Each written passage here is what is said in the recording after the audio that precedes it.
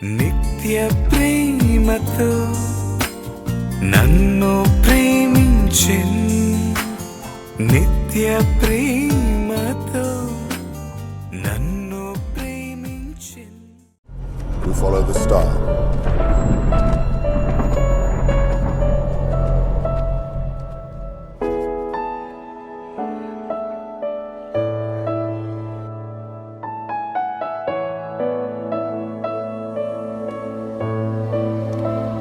His name is Jesus.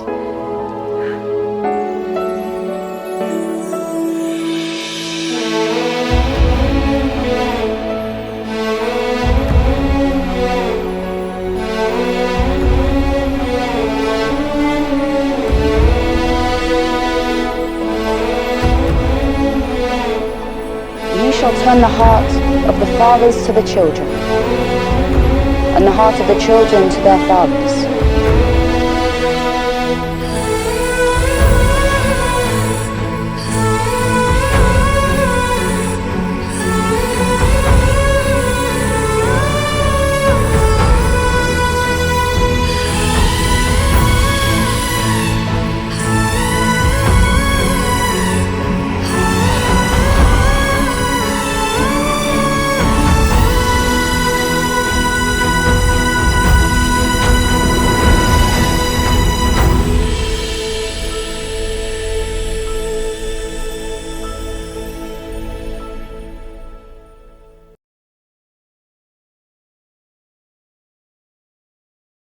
మహాగణుడు అయిన మా కన్న తండ్రి, ఉన్నతుడా, మహోన్నతుడా, పరిశుద్ధుడా, పరిశుద్ధమైన నీ నామమునకు స్తుతులు స్తోత్రములు చెల్లిస్తున్నా.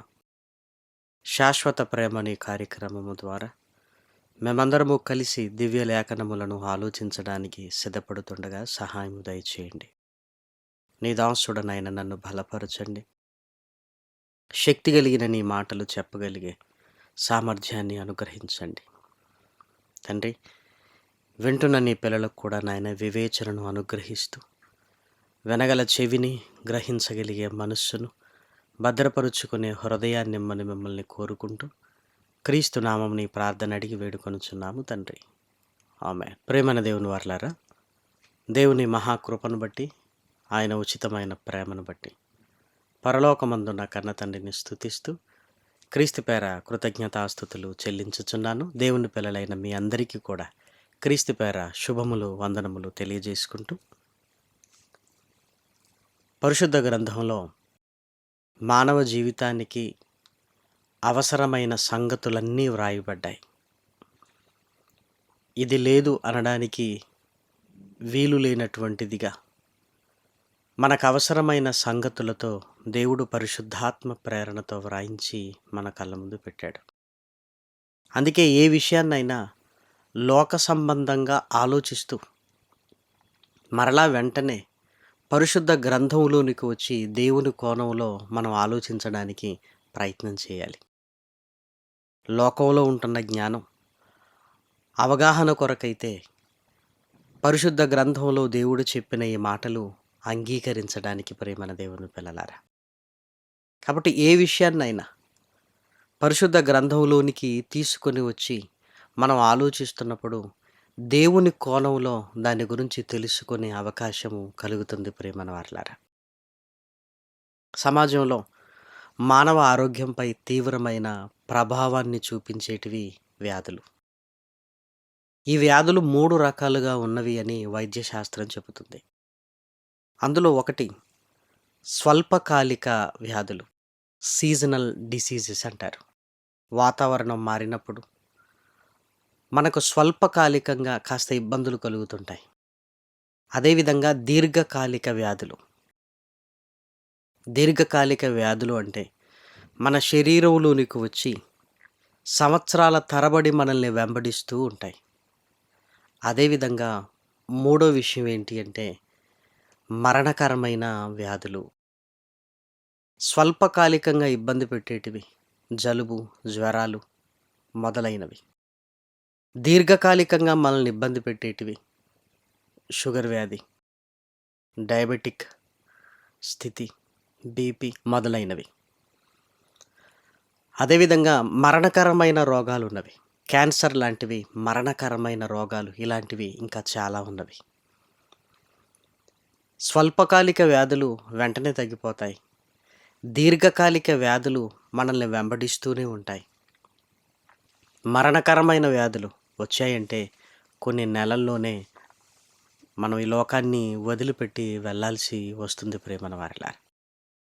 ఇక కారణాలు ఏది చెప్పినా ఈ 3 రకాల స్థితులలో మానవ జీవితం ఉంటుంది అని అనేకులను చూసినప్పుడు మనం గ్రహించగలం.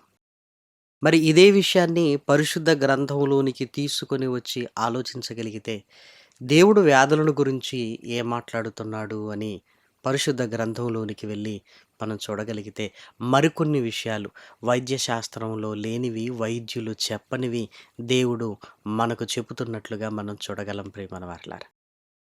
వ్యాధుల గురించి పరిశుద్ధ గ్రంథంలో వ్రాయబడిన ఆ సంగతులేంటో మనము చూడగలిగితే యోహాను సువార్త 11వ అధ్యాయము 4వ వచనాన్ని చూడండి. బేతనియ గ్రామానికి చెందిన లాజరు రోగి అయినని యేసుక్రీస్తు విన్నాడు. విని యేసుక్రీస్తు మాట్లాడుతున్న మాట దయచేసి మీరు చూడండి. యేసు అది విని, ఈ వ్యాధి మరణము కొరకు వచ్చినది కాదు గాని దేవుని కుమారుడు దాని వలన మహిమపరచబడునట్లు దేవుని మహిమ కొరకు వచ్చినదనెను. ఇది మరణము కొరకు వచ్చింది కాదు, దేవుని మహిమ కొరకు వచ్చింది. అంటే పరిశుద్ధ గ్రంథంలో కూడా వ్యాధులను గురించి దేవుడు మనతో మాట్లాడుతూ ఆయన మహిమ కొరకు వచ్చే వ్యాధులు ఉన్నవి అంటున్నాడు, మరణము కొరకు వచ్చే వ్యాధులు కూడా ఉన్నవి అంటున్నాడు. మహిమ కొరకు వ్యాధులు కూడా వస్తాయా? అదేవిధంగా మరణము కొరకైన వ్యాధులు కూడా వస్తాయి అని పరిశుద్ధ గ్రంథంలో దేవుడు సెలవిస్తున్నాడు ప్రేమన దేవుని పిల్లలారా.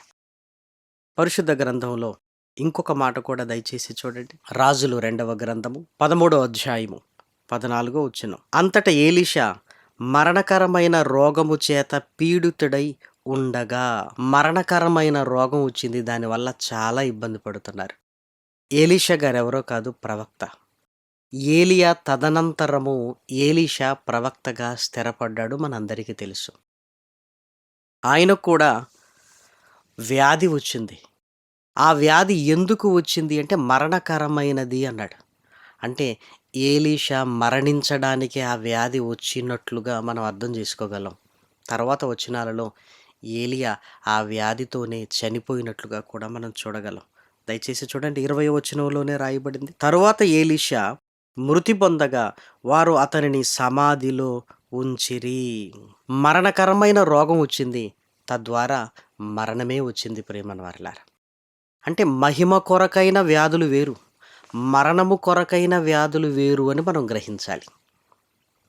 ఇక 3వ విషయాన్ని మనం ఆలోచించగలిగితే యోబు గ్రంథము 33వ అధ్యాయము 19వ వచనం. వ్యాధి చేత మంచమెక్కుట వలనను, ఒకని ఎముకలలో ఎడతెగని నొప్పులు కలుగుట వలనను వాడు శిక్షణము నొందును అన్నాడు. దేని ద్వారా? వ్యాధి చేత మంచము ఎక్కుట వలనను, ఒకని ఎముకలలో ఎడతెగని నొప్పులు కలుగుట వలనను వాడు శిక్షణము నొందును అన్నాడు. శిక్షణము అంటే వాణ్ణి సరిదిద్దుకోవడానికి కొంచెం పెయిన్ కావాలి. అంటే కొన్నిసార్లు బాధ, అది రోగము ద్వారా, ఇతర విషయాల ద్వారా మనకు పెయిన్ కలుగుతుంది అంటే దేవుడు ఏం కోరుకుంటున్నాడు అంటే మన జీవితాన్ని మనము సరిదిద్దుకోవాలి అని కోరుకుంటున్నాడు ప్రేమన వారిలారా. అంటే మనల్ని హెచ్చరించడానికి, మనల్ని సరిదిద్దుకోవడానికి కూడా దేవుడు వ్యాధిని కలిగిస్తాడు ప్రేమన దేవుని పిల్లలారా. ఇది రకరకాలుగా ఉండొచ్చు, వ్యాధే రావాలి అన్న రూల్ ఏమి లేదు. పెయిన్, బాధ. మంచంలో ఉంటాం, మంచంలో పడుకుని ఉన్నప్పుడు విపరీతమైన బాధ, తట్టుకోలేకపోతాం. ఉదయకాలం అందరూ మనతో వచ్చి మాట్లాడుతుంటారు. రాత్రి కాగానే ఎవరితో మాట్లాడలేక, కుటుంబ సభ్యులను కూడా లేపటం ఇష్టం లేక ఆ పెయిన్తో చాలా ఇబ్బంది పడుతుంటాం ప్రేమన వారలారా. అప్పుడు ఎవరు గుర్తొస్తారో తెలుసా? దేవుడు గుర్తొస్తాడు. నాయనా, నాకెందుకు ఇది వచ్చింది? నన్ను నేను మార్చుకునేది ఏమైనా ఉందా? ఇంతకాలం ఎంత నిర్లక్ష్యంగా తిరిగాను. ఎన్నిసార్లు ఎంతమంది నీ మాటలు చెప్పినా నేను లక్ష్య పెట్టలేను. ఈ జీవితం చాలా చిన్నది నాయన. ఇదిగో నేను మారుతున్నాను అన్న ఆలోచన ఎప్పుడైతే వ్యాధి చేత పెయిన్ కలుగుతుందో ప్రియమైన దేవుని పిల్లలారా, మనలో మార్పు మొదలవుతుంది. అంటే పరిశుద్ధ గ్రంథంలో వ్యాధులు దేవుని మహిమ కొరకు వచ్చినవి ఉన్నవి. మన మార్పు కొరకు కూడా వస్తాయి. ఇంకొకటి మరణము కొరకు కూడా వస్తాయి ప్రేమన వారిలారా. మరణము కొరకు కూడా వస్తాయి. మరణము కొరకు వచ్చిన వాటి విషయంలో మనం లోకాన్ని విడిచిపెట్టవలసిందే.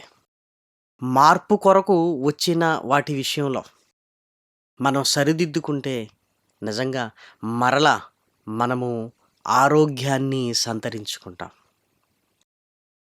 అదేవిధంగా మహిమ కొరకు వచ్చిన వాటి విషయంలో ఖచ్చితంగా బాగుపడదాం ప్రేమన వారిలారా. దయచేసి అర్థం చేసుకోవడానికి ప్రయత్నం చేయండి. మహిమ కొరకు వ్యాధి వచ్చినప్పుడు ఖచ్చితంగా బాగుపడతాం. అదేవిధంగా మార్పు కొరకు వచ్చినప్పుడు దేవుడు అవకాశం ఇస్తే మనం మరలా ఆరోగ్యాన్ని సంతరించుకుంటాం. ఒకవేళ దేవుడు శిక్షించాలనుకున్నాడు అనుకోండి, ఎన్నిసార్లు గద్దించినను లోబడిన వాడు మరుతిరుగు లేకుండా హఠాత్తుగా నాశనమగును, వెళ్ళిపోను వచ్చు. మరణకరమైన రోగం మనకు వచ్చిందనుకో, మరణము కొరకే వచ్చిందనుకోండి, లోకాన్ని మనం విడిచిపెట్టాలి ప్రేమన వారిలారా. ఒకవేళ మహిమ కొరకు వచ్చినదైతే మరలా మనం బాగుపడగలం. కానీ బాగుపడితే మరలా మరణం మనకు రాదా? మనం ఖచ్చితంగా ఆలోచించాలి. ఏంటి అంటే, ఏదో ఒకరోజు ఈ లోకాన్ని విడిచిపెట్టి మనం వెళ్ళిపోవాలి. మరణము అందరికీ వస్తుంది. దాన్ని మనసులో పెట్టుకోగలిగితే ప్రేమన దేవుని పిల్లలారా, వ్యాధులు, మరణాలు ఇవన్నీ చిన్నగానే కనపడతాయి ప్రేమన వారలారా. ఏదో ఒకరోజు వెళ్ళిపోవలసిన వారమే కదా అని. కాబట్టి పరిశుద్ధ గ్రంథంలో ఈ మూడింటిని గురించి మనం చాలా జాగ్రత్తగా ఆలోచించగలిగితే, మహిమ కొరకు వచ్చే వ్యాధులు ఎలా ఉంటాయి, మహిమ కొరకు వచ్చే వ్యాధులు ఎలా ఉంటాయి, దేవుడు ఎలా దాని ద్వారా మహిమపరచబడతాడో పరిశుద్ధ గ్రంథంలోనికి వెళ్ళి మనం ఆలోచించగలిగితే, యోహాను సువార్త 9వ అధ్యాయం 3వ వచనం చూడండి. యేసు వీడైనను వీని కన్నవారైనను పాపము చేయలేదు, గాని దేవుని క్రియలు వీని యందు ప్రత్యక్ష పరచబడుటకే వీడు గ్రుడ్డివాడుగా పుట్టెను. దేవుని క్రియలు ప్రత్యక్ష పరచబడుటకు వీడు గుడ్డివాడుగా పుట్టాడు. వీడు గుడ్డివాడుగా పుట్టటానికి ఇదిగో వీడి తప్పేమీ లేదు, వీని కన్నవారి తప్పు లేదు. అంటే సమాజం మనకు రోగం రాగానే కారణాలు వెతుకుతుంటుంది. దేవుల్లోనే ఉంటారు, దేవుడు దేవుడని తిరుగుతారు, ఎన్నో కార్యక్రమాలు చేశారు, వీళ్ళకి జబ్బు రావటం ఏంటి, దేవుడు వీరిని కాపాడలేడా అని లోకం వెంటనే మన విశ్వాసాన్ని పరీక్షించేటట్టుగా మాట్లాడతారు ప్రేమన వారలారా. యోబు గారు ఏ తప్పు చేయలేదు. ఆయన జీవితంలోనికి వ్యాధి కూడా వచ్చింది. నడినెత్తి మొదలుకొని అరికాలు వరకు భయంకరమైన బాధ కలిగించే కురుపులు. స్నేహితులు వచ్చారు, ఏం పాపం చేశాడో అంటున్నారు. లోకం కూడా దేవుని మహిమ కొరకు, ఆయన క్రియలు ప్రత్యక్ష పరచబడుట కొరకు వచ్చినప్పుడు లోకం అలా మనల్ని మాట్లాడుతుంది. కానీ మనం ధైర్యంగా ఉండాలి. దేవుడు నా ద్వారా మహిమ పరచబడటానికి ఇష్టపడుతున్నాడు, దాని కొరకు నన్నొక సాధనముగా వాడుకుంటున్నాడు అని. కొంతమందికి గర్భఫలాలు 5 ఏళ్ళైనా 7 ఏళ్ళైనా దేవుడివ్వడు. ఆలస్యం అవుతుంది అని మనం బాధపడుతుంటాం. కానీ దేవుడు ఎందుకు ఆలస్యం చేస్తున్నాడంటే, తన క్రియలను మీ ద్వారా బయలుపరచబడటానికి, తాను మహిమపరచబడటానికి అని మనం మర్చిపోకూడదు ప్రేమన వారలారా. విశ్వాసాన్ని విడిచిపెట్టకూడదు. మన విశ్వాసాన్ని విడిచిపెట్టకూడదు. యేసుక్రీస్తు ఆ గుడ్డివాన్ని బాగు చేశాడు. నిజంగా గుడ్డివాన్ని బాగు చేసిన ఇష్యూ ఆ తర్వాత అధ్యాయం అంతా, ఆ వచనం తర్వాత అధ్యాయం అంతా వ్రాయబడినట్లుగా కనబడుతుంది. దేవుడు మహిమపరచబడ్డాడు. లాజరు విషయంలో కూడా లాజరుకు రోగి అయ్యాడని విన్నాడు, వ్యాధి వచ్చింది. యేసుక్రీస్తు చెబుతున్నాడు, ఇది మహిమ కొరకు వచ్చింది తప్ప మరణము కొరకు కాదు అన్నాడు. రోగం వచ్చిన తర్వాత లాజరు గారు మరణించాడు. అయినా యేసుక్రీస్తు ఇదిగో ఈ రోగము వలన మరణించాడు, కానీ మరణించడానికి మాత్రమే కాదు, దేవుణ్ణి మహిమపరచడానికి అని తిరిగి లేపుతున్నట్లుగా మనం చూడగలం. యోహాను సువార్త 11వ అధ్యాయము 43వ వచనం. ఆయన అలాగు చెప్పి లాజరు బయటికి రమ్మని బిగ్గరగా చెప్పగా, చనిపోయిన వాడు కాళ్ళు చేతులు ప్రేత వస్త్రములతో కట్టబడిన వాడై వెలుపలికి వచ్చెను. యేసుక్రీస్తు రహస్యముగా చేస్తున్న అద్భుతం కాదు. అందరూ సమాధి దగ్గరికి వచ్చారు. ప్రేమన దేవుని పిల్లలారా, చాలామంది ఉన్నారు. యూదులు ఉన్నారు, బంధువులు ఉన్నారు, ఆ ఊరి వారు ఉన్నారు. వారందరి ముందు లాజరు బయటికి రా అన్నప్పుడు ప్రేత వస్త్రములు కట్టుకొనిన వాడై బయటికి వచ్చాడు. నిజంగా యేసు దేవుని కుమారుడు అని మహిమపరచబడ్డాడు. ప్రేమన దేవుని పిల్లలారా, అంటే వ్యాధుల ద్వారా కూడా దేవుడు మహిమను తెచ్చుకుంటాడు అని చాలా జాగ్రత్తగా ఆలోచించాలి. కానీ మనకి ఏదైనా వచ్చినప్పుడు మనం కృంగిపోతుంటాం, నాకే ఎందుకు రావాలి అనుకుంటాం. కానీ నువ్వు దేవుని మహిమ కొరకు ఇదిగో ఒక సాధనముగా వాడబడుతున్నావని నువ్వు గ్రహించాలి.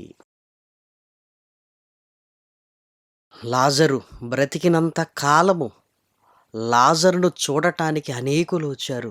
అప్పుడు లాజరు చెప్పిన మాట ఏంటి? యేసుక్రీస్తు నన్ను బ్రతికించాడు. యేసుక్రీస్తు నిజంగా దేవుని కుమారుడు. లాజరు చెబుతున్నప్పుడు దేవునికి ఎంత మహిమ కలిగిందో తాను బ్రతికినంత కాలం ఒక్కసారి మీరు ఆలోచించండి. మన జీవితంలో కూడా ఇక మరణిస్తారు అని డాక్టర్లు చెప్తారు, దేవుడు మనల్ని బ్రతికిస్తాడు. డాక్టర్లకే ఆశ్చర్యం. మన బంధువులు, స్నేహితులు, మన చుట్టుప్రక్కల ఉన్నవారు అసలు ఏం జరిగింది అని అడగటానికి వస్తారు. నా దేవుడు నన్ను బ్రతికించాడు అని మనం చెబుతున్నప్పుడు దేవునికి కలుగుతున్న మహిమ అంతా ఇంత కాదు ప్రేమన వారలారా. కొన్నిసార్లు మాటల వల్ల కలిగిన దానికంటే దేవుడు చేసిన అద్భుతాన్ని గురించి మనం మాట్లాడుతున్నప్పుడు ప్రజలలో దేవుని పట్ల కలిగే భావం చాలా గొప్పది. నిన్ను కూడా అలా వాడుకోవాలని దేవుడు కోరుకుంటున్నాడేమో. ఎందుకు కంగారు పడుతున్నాం? కరోనా వచ్చి కోలుకొని ఎంతమంది ఇంటికి రాలేదు? ఎలా కోలుకున్నారు అన్నప్పుడు మనం అప్పటి నుంచి ఇప్పటి వరకు చెబుతున్న మాట ఏంటి? నా దేవుడు నన్ను బాగు చేశాడు. దేవునికి ఎంత మహిమ! అదేవిధంగా మార్పు నొందుటకు లోకానుసారంగా మనం తిరుగుతున్నప్పుడు, ఎన్నిసార్లు గద్దించినా వినకుండా ఉన్నప్పుడు దేవుడు అవకాశాన్నిస్తూ కొన్ని రోజులు మంచం ఎక్కిస్తాడు ప్రేమన వారలారా. ఎందుకంటే మనం కూడా బైబిల్ చదవటానికి ఏమంటే టైం లేదు అంటాం కదా. యాక్సిడెంట్ అయ్యి లేదంటే ఏదో ఒక రోగం వచ్చి మంచం ఎక్కేసామనుకోండి, అప్పటి వరకు టైం లేదు అనుకుంటున్న మనకు బోల్డంత టైం బైబిల్ పట్టుకుంటాం. అప్పుడు ఎవరు చెప్పినా మాట వినని స్థితిలో ఉంటాం. ఇప్పుడు దేవుడు మనతో మాట్లాడుతున్నప్పుడు మనం వినే స్థితిలో ఉంటాం. ఇంకేం పనులు లేవు కదా. అందరూ మన భవిష్యత్తును గురించి బెంగపడుతూ ఇదిగో ఏమైపోతాడో, తగ్గుతుందా లేదా రిపోర్ట్లు చాటుగా మాట్లాడుకుంటున్నప్పుడు మనకేదో ఒక భయం వేసి, అమ్మో అసలు జీవితం ఏంటి, దేవుడే నన్ను బాగు చేయాలి, యేసుక్రీస్తు చేసిన అద్భుతములు, ఇశ్రాయేలీల పక్షాన దేవుడు చేసిన మహాద్భుతాలన్నీ గుర్తొచ్చి, దేవా నాకొక అవకాశం ఇవ్వవా, నాకొక అవకాశము ఇవ్వవా? దేవుని అడుగుతాం. దేవుడు శిక్షణము అంటే మనల్ని మార్చుకోవడానికి ఇష్టపడుతున్నారు. అలా మరణ శయ్యపై ఉండి, తండ్రి నేను నీ కొరకు బ్రతుకుతాను అని దేవునితో నిబంధన చేసుకొని ఇదిగో బ్రతికి బయటకు వచ్చిన వారు చాలామంది ఉన్నారు ప్రేమన వారలారా. వారు చెప్పే మాటలు విన్నప్పుడు మనకు కూడా ఆశ్చర్యం కలుగుతుంది. ఏమంటే దేవునిలో నేను లేను, కానీ ఆ మరణ శయ్యపై ఉన్నప్పుడు ఒకే ఒక్క మాట నేను దేవునితో నిబంధన చేసుకున్నాను, బ్రతికి మరలా ఇంటికి వెళితే ఇక ఈ జీవితం నీ కోసమే అని.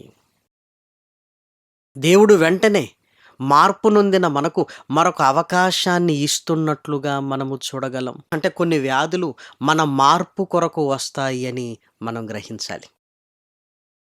మన మార్పు కొరకు వస్తాయి అని మనం గ్రహించాలి. మరికొన్ని మరణము కొరకే వస్తాయి ప్రియమైన వారిలారా. మరణము కొరకే. ఎలీషా మరణమయ్యాడు. మరణకరమైన రోగముతో పీడించబడుతూ ఆయన చనిపోయాడు. అదేవిధంగా హిజ్కియా నువ్వు మరణమొగుతావు, నీ ఇల్లు చక్కబెట్టుకో, మరణం కొరకే వచ్చింది అన్నాడు. కానీ తండ్రి, నీ కొరకు నేను బ్రతుకుతాను, నాకొక అవకాశం ఇవ్వవా? అప్పటి వరకు దేవుని కోసమే బ్రతికాడు, ఇంకా దేవుని కొరకు బ్రతకాలని ఆశపడుతున్నాడు. వెంటనే దేవుడు ఆయుష్నిచ్చాడు.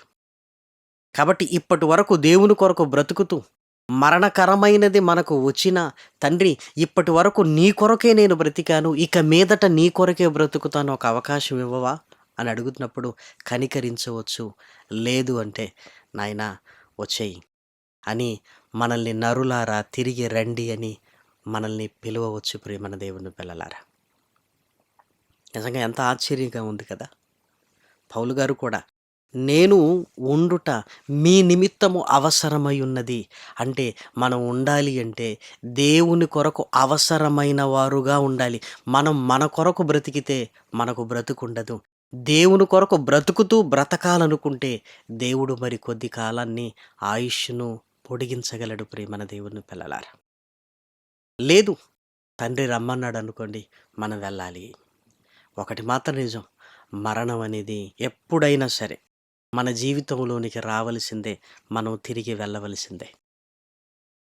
ఒకనాడు వ్యాధులు మహిమ కొరకు వచ్చి తగ్గిపోయి దేవునికి సాక్షులుగా నిలబడ్డ మన జీవితంలో మన మరణమే దేవునికి మహిమకరంగా మారిపోవాలి ప్రియమైన వారిలారా.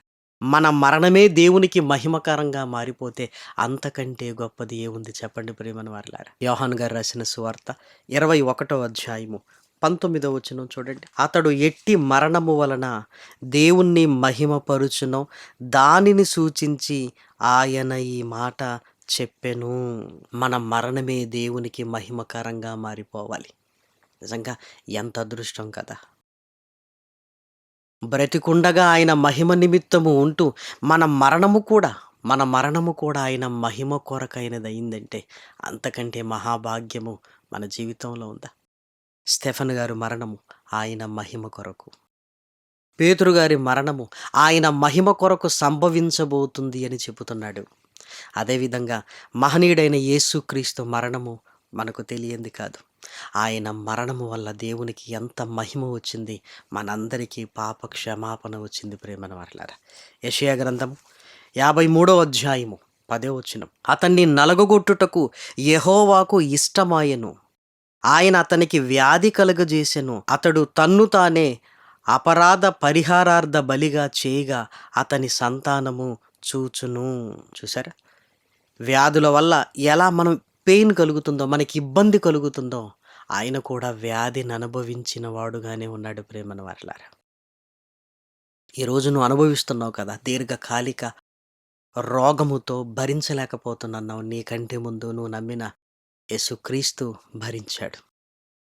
ఆయన మరణము ఎలా సంభవించింది అంటే శిలువ మరణము. ఆయన మరణము యెహోవాకు ఇష్టమాయను అని వ్రాయబడింది ప్రేమన దేవుని పిల్లలారా. దయచేసి ఆలోచించండి. ఏదో ఒకరోజు వెళ్ళిపోవలసిన మనము ఈరోజు బ్రతికామని రేపు బ్రతకలేము. ఈరోజు మహిమ కొరకు వచ్చింది గనక తగ్గిస్తాడు గనుక దేవుడు ఇక మనం చావము అనేది లేదు ప్రేమన వారలారా. ఏదో ఒక రోజు చావలసిందే. కాబట్టి మన మరణానికి కూడా సిద్ధపడుతూ మన మరణము వలన కూడా దేవునికి మహిమ కలిగితే అంతకంటే భాగ్యము మన జీవితంలో ఏముంది? కాబట్టి మనకు ఆరోగ్య పరిస్థితులను బట్టి ఎన్నో రకాలుగా వ్యాధులు వస్తాయి. ఆ వ్యాధులను దేవుని కోణంలో ఆలోచించాలి. ఆయన మహిమ కొరకు వచ్చిందా? ధైర్యంగా ఉండు. ఆయన మహిమ పరచబడతాడు నీ ద్వారా. నీ మార్పు కోరి వచ్చింది అని నీ జీవితాన్ని గురించి నీకు తెలుసు కనుక నీకు అర్థమవుతుందా? వెంటనే మారిపోవటానికి ప్రయత్నం చేయి. నువ్వు మారకపోతే శిక్షణము కాస్త శిక్షగా మారిపోయి చనిపోయే పరిస్థితి ఉంది. లేదు, నేను మారతానంటే మరలా నువ్వు బ్రతికి బట్ట కట్టగలవు. లేదు, మరణము కొరికే వచ్చిందనుకోండి, మనము మరణించవచ్చు. లేదు, ఇప్పటి వరకు దేవుని కొరకే నేను బ్రతికాను, ఇక ముందు దేవుని కొరకు బ్రతుకుతాను అని నువ్వు నిర్ణయించుకోగలిగితే మరికొద్ది కాలము ఆయుష్ను దేవుడు ఇవ్వనుగలడు, లేదంటే వెళ్ళిపోనువచ్చు ప్రియమైన వారలారా. చివరిగా మన బ్రతికే కాదు, మన మరణము కూడా దేవునికి మహిమకరంగా ఉండాలి అని మనం ఆలోచించాలి. ఒక పేతురు గారి మరణము వలె, మహనీయుడైన యేసుక్రీస్తు మరణము వలె. కాబట్టి ప్రియమైన దేవుని పిల్లలారా, దేవుని కొరకు బ్రతుకుతున్న మనం ఎందుకు కృంగిపోవాలి? ఇదిగో దేవుడు తట్టుకొనగలిగే శక్తినిస్తాడు, దేవుడు భరించగలిగే శక్తినిస్తాడు. మన స్వరక్షకుడైన యేసుక్రీస్తు శిలువ మరణాన్ని జ్ఞాపకం చేసుకుంటే మన శరీరంలో ఉంటున్న బాధలు ఎంతసేపు మనల్ని బాధ పెట్టగలవు చెప్పండి. ఒక్కసారి ఆయన మరణాన్ని జ్ఞాపకం చేసుకో, దేన్నైనా తట్టుకొనగలిగే శక్తి మనకు వస్తుంది ప్రియమైన వారలారా. ఏదో డాక్టర్లు చెప్పారు, ఇక దీర్ఘకాలిక వ్యాధులు, స్వల్పకాలిక వ్యాధులు, ఇది ఇక మరణాని కోసం వచ్చింది, చనిపోతాడు, వాళ్ళ అవగాహన మాత్రమే. కానీ పూర్ణ అంగీకారమునకు యోగ్యమైనది ఇదిగో వాక్యము. కాబట్టి వాక్య ప్రకారంగా మన జీవితాలను ముందుకు తీసుకొని వెళ్ళాలి అని దేవుని ప్రేమను బట్టి మిమ్మల్ని అందరినీ కోరుకుంటూ, నన్ను నేను హెచ్చరించుకుంటూ ఈ మాటలు నేను ముగిస్తున్నాను. ప్రార్థన చేసుకున్నాం. మహాగణుడవైన మా కన్న తండ్రి, ఉన్నతుడా, పరిశుద్ధుడా, పరిశుద్ధమైన నీ నామమునకు స్తుతులు స్తోత్రములు చెల్లిస్తూ, ఈరోజు నాయన ఈ మాటలు నాయన నీ పిల్లలందరికీ నాయన ధైర్యాన్ని ఇవ్వగలిగి సిద్ధపడుతూ, నీ మహిమ కొరకు నాయన మా బ్రతుకు, మా చావు ఉండునట్లుగా నాయన నీ పాదముల చెంతకు చేరిపోవాలి అన్న ఆలోచన కలిగించండి. హృదయాన్ని కఠినపరుచుకోక నాయన కరిగిపోయి నీ కొరకు మనసిచ్చి నాయన బ్రతికిచ్చి నీ కొరకు బ్రతకగలిగే నడిపింపును అనుగ్రహించండి. శాశ్వత ప్రేమ నీ కార్యక్రమాలను కొనసాగించగలుగుటకు నాయన నీ పిల్లలు ఎంతగానో సహాయ సహకారాలు అందిస్తుండగా నాయన బలపరచండి తండ్రి. సేవా ఫలాన్ని వారికి అనుగ్రహించండి. వారి సంతోషంలో, వారి కష్టంలో, వారి కుటుంబంలో, వారి ఉద్యోగంలో, వారి పిల్లల విషయంలో కలగజేసుకోండి నాయన. మేలుల చేత నాయన తృప్తిపరచండి. అనారోగ్యంతో బాధపడుతున్న నీ పిల్లలకు నాయన స్వాంతన కలిగించండి, ధైర్యాన్ని అనుగ్రహించండి. ప్రార్థనా సహాయాన్ని కోరిన నీ పిల్లలను నాయన కృపతో జ్ఞాపకం చేసుకోండి. కష్టాలలోను, కన్నీళ్లలోను, ఇరుకులలోను, ఇబ్బందులలోను తండ్రి నీ సహాయాన్ని అనుగ్రహిస్తూ బలపరుస్తూ ముందుకు తీసుకుని వెళ్ళండి. గర్భఫలాల విషయంలోను తండ్రి, ఆర్థిక ఇబ్బందుల విషయంలోను తండ్రి, ఉద్యోగ విషయంలోను, వివాహ విషయంలోను నాయన నీ పిల్లలకు మేలు చేయండి నాయన. విశ్వాసములో బలపడునట్లుగా నాయన నీ పిల్లల జీవితాలలో కార్యాలను జరిగించండి. మంచి నేలను పడిన విత్తనముల వలె మీ పిల్లల హృదయాలలో ఫలింపచేయమని వాక్కులను కోరుకుంటూ తండ్రి క్రీస్తు నామము నీ ప్రార్థన అడిగి వేడుకొనుచున్నాము తండ్రి, ఆమెన్.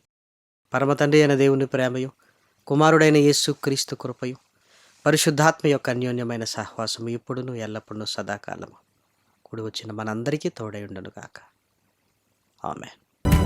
స్వార్థం లేనిది ప్రేమ, అన్నీ ఓర్చును ప్రేమ, గంగం లేనిది ప్రేమ, అపకారమునే మరచును ప్రేమ, ఉప్పొంగని గుణమే ప్రేమ, కోపం నిలుపదు ప్రేమ, అన్నీ తాడును ప్రేమ, మత్సరమే పడనిది ప్రేమ, దయనే చూపును ప్రేమ, గరికే చేచును ప్రేమ, సహనం చూపును ప్రేమ, వివీక్షణతో నిలుచును ప్రేమ.